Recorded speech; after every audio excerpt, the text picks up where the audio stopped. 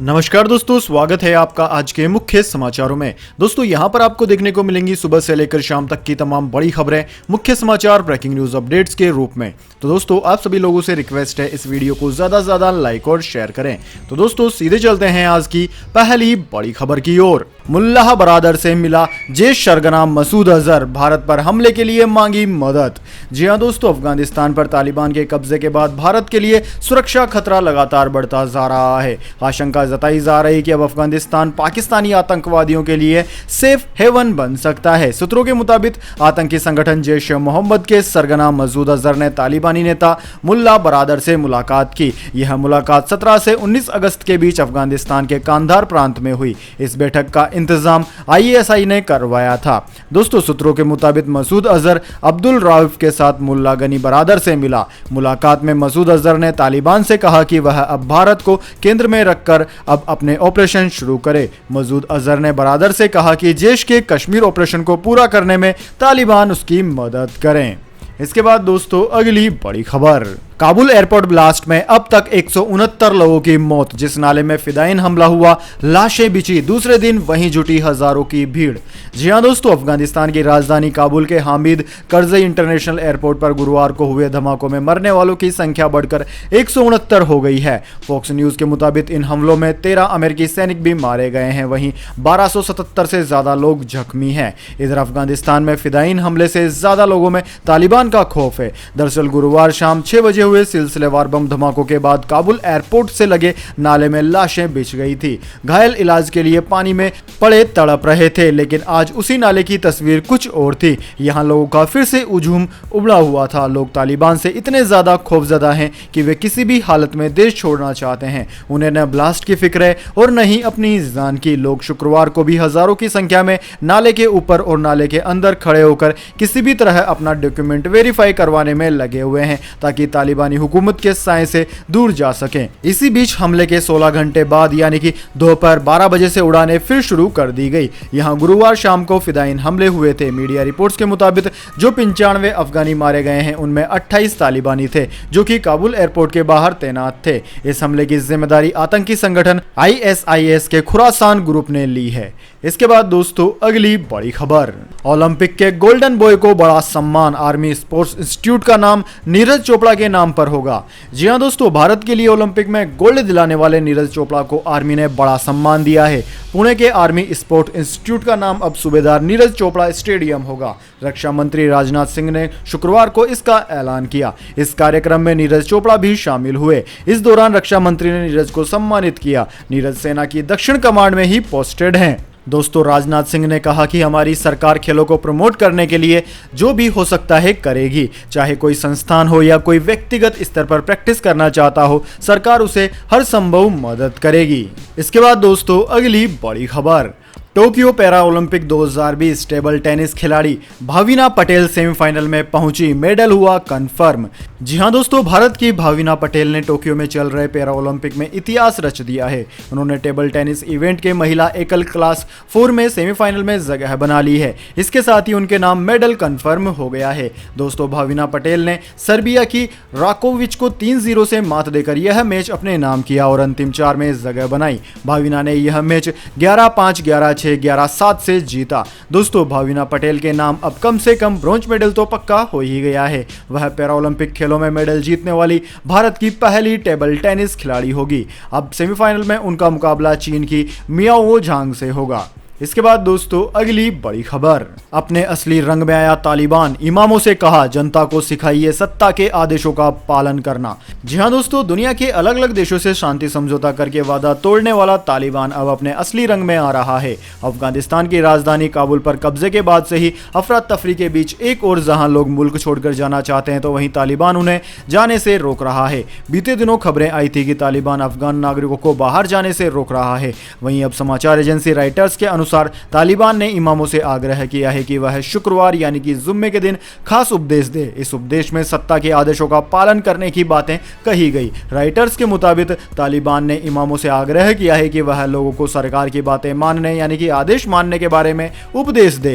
तालिबान ने यह आग्रह ऐसे वक्त में किया है जब राजधानी काबुल में विस्फोट से 180 से ज्यादा लोगों की मौत हो गई है। इससे पहले बीते हफ्ते एक मैसेज में तालिबान ने इमामों से कहा कि हमारे हमवतन को देश के विकास के लिए काम करने के लिए प्रोत्साहित करना चाहिए, उन्हें देश छोड़ने की कोशिश नहीं करनी चाहिए। इमामों को दुश्मन के नकारात्मक प्रचार का जवाब देना चाहिए। उधर अफगानियों को चेतावनी दी गई कि वो जुम्मे की नमाज से भागे नहीं।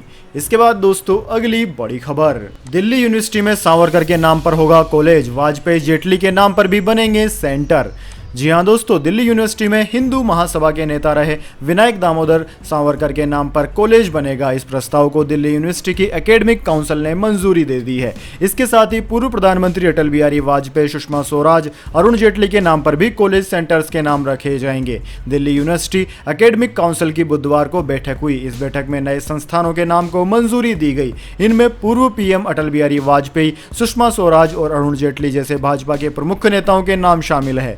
दोस्तों माना जा रहा है कि सावरकर समेत भाजपा के इन नेताओं के नाम पर कॉलेज के नाम रखने के लिए दिल्ली यूनिवर्सिटी के इस फैसले के बाद नया विवाद पैदा हो सकता है। काउंसिल में जिन नामों पर मंजूरी मिली है उनमें देश के प्रथम गृह मंत्री सरदार वल्लभ भाई पटेल, देश के पहले मुख्यमंत्री ब्रह्म प्रकाश और प्रसिद्ध दलित नेता ज्योतिबा बाई फुले के नाम भी शामिल है। दिल्ली यूनिवर्सिटी के vice chancellor professor PC Joshi ने आज तक से इसकी पुष्टि की है। इस फैसले का बचाव करते हुए पीसी जोशी ने कहा कि जिन नामों को मंजूरी मिली है उन्हें समाज में उनके योगदान के आधार पर प्रस्तावित किया गया था। उन्होंने बताया कि तय प्रक्रिया का पालन करते हुए काउंसिल ने इन्हें मंजूरी दी है।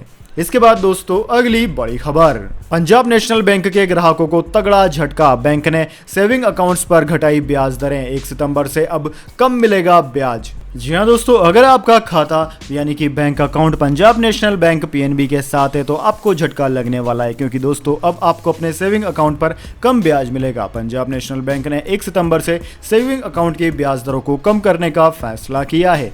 पंजाब नेशनल बैंक की आधिकारिक वेबसाइट पर मौजूद जानकारी के मुताबिक 1 सितंबर से सेविंग अकाउंट की ब्याज दरों में कटौती होगी। पीएनबी ने बचत खातों पर ब्याज दरें सालाना 3% से घटाकर 2.90% करने का फैसला किया है। पीएनबी के इस फैसले का असर बैंक के नए और पुराने दोनों तरह के ग्राहकों पर पड़ेगा। दोस्तों सेविंग अकाउंट पर ब्याज दरें घटाने वाला पीएनबी इकलौता बैंक नहीं है। इससे पहले देश के सबसे बड़े बैंक एसबीआई ने भी ब्याज दरों में कटौती की थी। एसबीआई ने तो सेविंग अकाउंट की ब्याज दरों को घटाकर सालाना 2.7% कर दिया है। एसबीआई और पीएनबी देश के नंबर 1 और नंबर 2 सबसे बड़े बैंक है, लेकिन सेविंग अकाउंट्स पर ब्याज देने के मामले में बाकी बैंकों से काफी पीछे हैं। IDBI, Canara bank, Kotak Mahindra bank, bank of Baroda इनसे ज्यादा ब्याज दर देते हैं। कोटक महिंद्रा और इंडस बैंक तो सेविंग अकाउंट्स पर सालाना 4 से लेकर 6% तक ब्याज देते हैं। वैसे दोस्तों आपका खाता कौन से बैंक में है, कमेंट में जरूर बताएं। इसके बाद दोस्तों अगली बड़ी खबर, शिखर सम्मेलन में बोले अखिलेश यादव, बीजेपी ब्रांडिंग और झूठ फैलाने में नंबर 1, हम छोटे दलों के साथ करेंगे गठबंधन। जी हां दोस्तों, अखिलेश यादव ने कहा है कि अगर कोई झूठ बोलने वाली पार्टी है तो वह सबसे बड़ी झूठ बोलने वाली पार्टी बीजेपी है। अगर उसने धोखा दिया तो सभी को दिया। अखिलेश यादव ने कहा कि जो विकास की गति समाजवादी पार्टी सरकार में थी, आखिरकार सड़कों में काम क्यों नहीं हो रहा है। सपा के राष्ट्रीय अध्यक्ष ने आगे कहा कि कोरोना के दौरान दुनिया में जितना मदद वहां की सरकारों ने की, उस वक्त यहाँ की सरकार ने साथ ही छोड़ दिया था। वहीं दोस्तों अखिलेश यादव ने एपीबीपी शिखर सम्मेलन में कहा कि बीजेपी की राजनीति है कि कैसे भारत की गंगा जमुनी तहजीब को खत्म किया जाए, कैसे भाईचारा खत्म हो जाए। उन्होंने कहा कि सरकार दोनों का काम करती है, झगड़ा भी कराती है और कैसे नफरत फैले वो काम भी करती है। उन्होंने कहा कि हमारी पार्टी सभी वर्गों को साथ लेकर चलने का काम करती है। अखिलेश यादव ने कहा कि जब बीजेपी झूठ बोलकर 300 सीटें ला सकती है तो सपा सबको साथ लेकर क्यों नहीं ला सकती। इसके बाद दोस्तों अगली बड़ी खबर, कोविड को लेकर बिगड़ रहे हैं हालात, केंद्र ने 2 राज्यों में दिया नाइट कर्फ्यू लगाने का सुझाव। जी हां दोस्तों, देश में कोरोना वायरस एक बार फिर सक्रियता बढ़ाने लगा है। मामलों की संख्या तेजी से बढ़ रही है। केरल और महाराष्ट्र में कोविड-19 की बिगड़ती स्थिति को देखते हुए दोनों राज्य सरकारें प्रतिबंध बढ़ाने के लिए समीक्षा कर रही है। वहीं दोस्तों केंद्रीय गृह सचिव ने सलाह दी है कि जिन इलाकों में कोविड-19 मामले ज्यादा हैं वहां पर रात में कर्फ्यू लगाएं। गृह मंत्रालय ने दोनों राज्यों के साथ बैठक करने के बाद गुरुवार बयान जारी करके कहा कि संक्रमण में वृद्धि को रोकने के लिए और ज्यादा प्रयास करने की जरूरत है। जिन इलाकों में ज्यादा मामले सामने आ रहे हैं उनमें रात का कर्फ्यू लगाने पर विचार किया जाना चाहिए। इसके अलावा संपर्क ट्रेसिंग करना, टीकाकरण अभियान तेज करने जैसे उपाय भी बढ़ाने होंगे। दोस्तों, गृह मंत्रालय ने इन राज्यों को अतिरिक्त वैक्सीन देने का भी आश्वासन दिया है ताकि संक्रमण पर काबू पाया जा सके। देश में अब तक कोविड वैक्सीन के 61 करोड़ से ज्यादा डोज दिए जा चुके हैं। देश की वयस्क आबादी के आधे से ज्यादा हिस्से को वैक्सीन का कम से कम एक डोज दिया जा चुका है। लेकिन दोस्तों, फिर भी केरल और महाराष्ट्र में लगातार स्थिति बिगड़ती जा रही है। अकेले केरल में फिलहाल आने वाले कुल मामलों के 50% से ज्यादा मामले केरल में रिपोर्ट किए जा रहे हैं। इसके बाद दोस्तों, अब जान लेते हैं पूरी दुनिया और भारत में क्या है कोरोना वायरस महामारी के हालात। सबसे पहले दोस्तों बात कर लेते हैं पूरी दुनिया की। तो दोस्तों, पूरी दुनिया की बात की जाए तो पूरी दुनिया में इस वक्त तक इस महामारी के संक्रमितों का आंकड़ा 21 करोड़ 47 लाख 11 हजार को पार कर गया है, जबकि दोस्तों इस महामारी से मरने वालों की संख्या 44 लाख 76 हजार के पार है। वहीं दोस्तों, सबसे ज्यादा प्रभावित देशों की बात की जाए तो उनमें America, India, Brazil, Russia, United Kingdom, France, Turkey, Argentina, Colombia, Iran, Spain, Italy, Indonesia, Germany आदि देशों का नाम आता है। इसके बाद दोस्तों बात कर लेते हैं क्या है भारत के हालात। लेकिन दोस्तों, उससे पहले मेरी आपसे एक छोटी सी रिक्वेस्ट है, अगर दोस्तों आपको अभी तक हमारी न्यूज़ पसंद आई है तो इसे एक छोटा सा लाइक जरूर दे दें, और अगर आपको पसंद नहीं आई है तो बेशक आप डिसलाइक भी कर सकते हैं। लेकिन दोस्तों, लाइक और डिसलाइक जरूर कीजिए, क्योंकि दोस्तों यही हमारी मेहनत का फल होता है और इसी से पता चलता है कि आपको हमारी वीडियो पसंद आई है या नहीं। तो दोस्तों, जल्दी से जान लेते हैं क्या है भारत के हालात। दोस्तों, भारत में इस वक्त तक 3 करोड़ 26 लाख से ज्यादा इस महामारी के मामले सामने आ चुके हैं, जिनमें से 4 लाख 36 हजार से ज्यादा लोगों की मौत हो चुकी है। भारत में सर्वाधिक प्रभावित राज्यों की बात की जाए तो उनमें महाराष्ट्र, केरला, कर्नाटक, तमिलनाडु, आंध्र प्रदेश, उत्तर प्रदेश, वेस्ट बंगाल, दिल्ली, छत्तीसगढ़, ओडिशा, राजस्थान, गुजरात, मध्य प्रदेश आदि राज्यों का नाम आता है। दोस्तों, सबसे ज्यादा प्रभावित राज्यों में केरला सबसे ऊपर है। केरल में पिछले 24 घंटों के दौरान 30 हजार से ज्यादा नए मामले रिपोर्ट किए गए हैं। इसके बाद दोस्तों अगली बड़ी खबर, पंजाब को लेकर कांग्रेस आला कमान के सामने बड़ी चुनौती, सिद्धू ने दी ईंट से ईंट बजाने की धमकी। जी हां दोस्तों, पंजाब कांग्रेस के अध्यक्ष नवजोत सिंह सिद्धू के सलाहकार मलविंदर सिंह माली ने अपने पद से इस्तीफा दे दिया है। सलाहकार का पद संभालने के बाद मलविंदर सिंह माली ने ऐसे कई बयान दिए थे जिन पर बवाल हुआ था। इसके बाद पंजाब कांग्रेस के प्रभारी हरीश रावत ने नवजोत सिंह सिद्धू से अपने सलाहकार को हटाने के लिए कहा था। हालांकि अभी भी विवाद पूरी तरह से थमा नहीं है। एक कार्यक्रम में नवजोत सिंह सिद्धू ने कहा कि अगर पंजाब कांग्रेस का अध्यक्ष रहते हुए उन्हें फैसले लेने की छूट नहीं दी गई तो वह ईंट से ईंट बजा देंगे। सिद्धू का कहना है कि वो दिखावे का घोड़ा बनकर नहीं रहना चाहते। पंजाब कांग्रेस अध्यक्ष की कुर्सी मिलने के बावजूद नवजोत सिंह सिद्धू ने एक बार फिर बागी तेवर दिखाए हैं। उन्होंने एक बार फिर आला कमान को चुनौती दी है। सिद्धू ने कहा है कि अगर उन्हें फैसला लेने नहीं दिया जाएगा तो वो ईंट से ईंट बजा देंगे। दोस्तों, पंजाब कांग्रेस के प्रभारी हरीश रावत ने नवजोत सिंह सिद्धू से अपने सलाहकार को हटाने के लिए कहा था। उन्होंने कहा है कि वो जल्द ही आलाकमान से मिलकर पंजाब के सियासी हालात की जानकारी देंगे। इसके बाद दोस्तों अगली बड़ी खबर, दिल्ली में 1 सितंबर से खुल जाएंगे स्कूल, शहर के हालात बेहतर देख केजरीवाल सरकार ने लिया बड़ा फैसला। जी हां दोस्तों, कोरोना महामारी की वजह से लंबे समय से बंद चल रहे दिल्ली के स्कूल 1 सितंबर से खुल जाएंगे। जानकारी के मुताबिक 1 सितंबर से 9वीं से 12वीं तक के विद्यार्थी स्कूल आना शुरू कर देंगे। वहीं 8 सितंबर से 6ठी क्लास से 8वीं क्लास तक के विद्यार्थी स्कूल आ सकेंगे। दोस्तों, आपकी जानकारी के लिए बता दें, कोरोना महामारी की वजह से दिल्ली में पिछले करीब 1.5 साल से स्कूल बंद हैं। तब से स्कूलों में ऑनलाइन पढ़ाई चल रही है। सरकार ने इसी साल अप्रैल में स्कूल खोलने की कोशिश की थी। उसी दौरान कोरोना की भीषण लहर आ गई, जिसमें दिल्ली समेत विभिन्न राज्यों में बड़ी संख्या में लोगों की मौत हो गई, जिसकी वजह से सरकार ने कदम पीछे खींच लिए। अब उसके बाद में दूसरी लहर खत्म हो गई है और हालात लगभग सामान्य जैसे हो गए हैं और हालात काबू में भी हैं। अब सरकार ने फिर से स्कूल खोलने का फैसला लिया है। इसके बाद दोस्तों अगली बड़ी खबर, गोल्ड सिल्वर प्राइस टुडे। जानिए आज क्या है सोने और चांदी की कीमतें। सोना अभी भी 8,700 रुपए सस्ता मिल रहा है।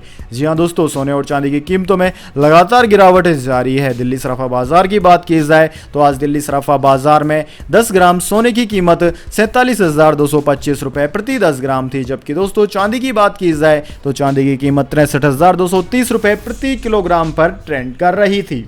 इसके बाद दोस्तों अगली बड़ी खबर, नारायण राणे की उद्धव ठाकरे को धमकी, 39 साल काम किया, जानता हूं कि भाई की बीवी पर तेजाब फेंकने को किसने कहा।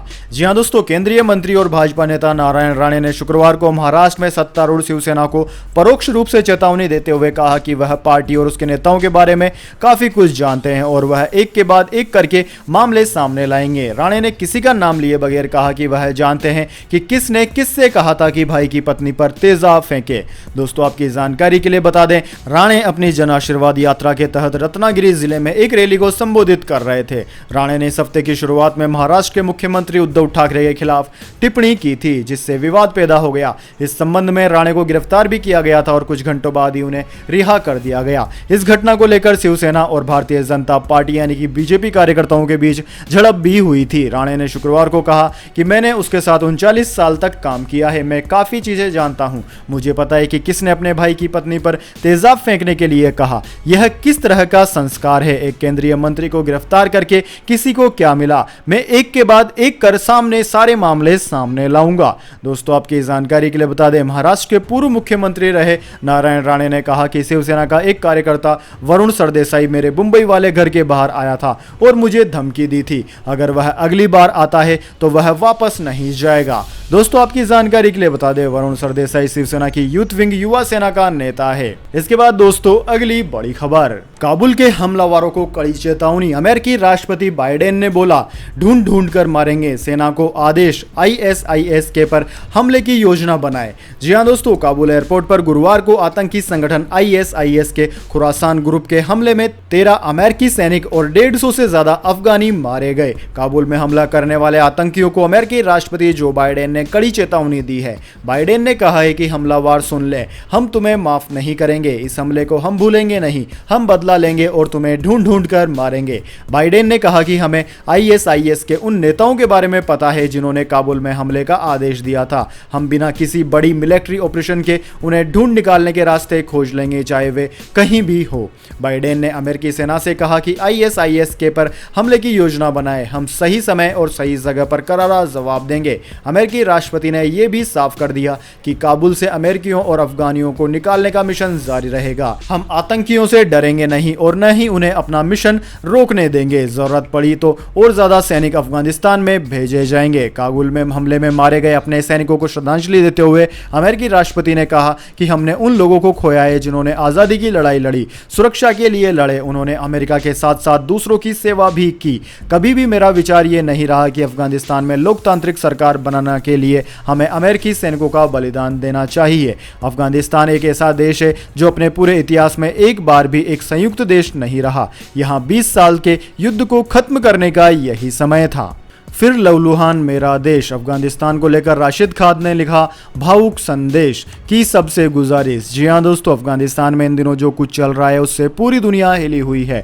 गुरुवार को काबुल में आतंकी हमले ने सबको झकझोर कर रख दिया। आतंकवादियों ने काबुल एयरपोर्ट पर 2 धमाके किए जिसमें तमाम लोगों की जान चली गई। दोस्तों देश पर तालिबान के कब्जे के बाद से अफगानिस्तान में हालत बेहद नाजुक है, जिससे राष्ट्रीय क्रिकेट टीम के कप्तान राशिद खान भी बेहद परेशान व चिंतित है। उन्होंने एक और ट्वीट किया, राशिद खान इन दिनों अपने देश से बाहर हैं। पिछले दिनों वो इंग्लैंड में जारी द 100 टूर्नामेंट खेल रहे थे, जबकि अब वो अंतर्राष्ट्रीय क्रिकेट की तैयारी में जुटे हैं। इसी बीच जब गुरुवार को काबुल एयरपोर्ट पर आतंकी हमला हुआ तो राशिद भी टूट गए। उन्होंने एक ट्वीट किया जिसमें उन्होंने लिखा कि काबुल फिर से लहूलुहान हो रहा है, अफगानियों को मारना बंद करो प्लीज। अफगानिस्तान के इस स्टार क्रिकेट खिलाड़ी ने पिछले दिनों भी तालिबान के कब्जे के बाद दुनिया भर के नेताओं से अपील की थी कि अफगानिस्तान को अकेला न छोड़ा जाए और उनकी मदद की जाए। राशिद का पूरा परिवार इस समय अफगानिस्तान में ही है। तो दोस्तों यह थी आज की तमाम बड़ी खबरें। इसके बाद दोस्तों बारी आती है आज के माइंड क्विज क्वेश्चन की। जी हाँ दोस्तों, एक आसान से सवाल का जवाब देकर आप जीत सकते हैं एक अमेजिंग सरप्राइज गिफ्ट हमारे यूट्यूब चैनल की ओर से। तो दोस्तों आज का सवाल आपकी स्क्रीन पर आ चुका है। मशहूर क्रिकेटर सुनील गावस्कर को किस नाम से पहचाना जाता है? जी हाँ दोस्तों, अगर आप जानते हैं उस नाम को तो जल्दी से कमेंट बॉक्स में लिख दीजिए। अगर दोस्तों आपका जवाब होता है एकदम सही और आप चुन ले जाते हैं लकी विजेता के रूप में, तो आपको मिल सकता है एक अमेजिंग सरप्राइज गिफ्ट हमारे यूट्यूब चैनल की ओर से। तो दोस्तों जल्दी से अपना उत्तर कमेंट बॉक्स में लिख दीजिए, वीडियो को लाइक कर लीजिए और चैनल को सब्सक्राइब करके बेल आइकन भी दबा लीजिए। धन्यवाद। वंदे मातरम। जय हिंद, जय भारत।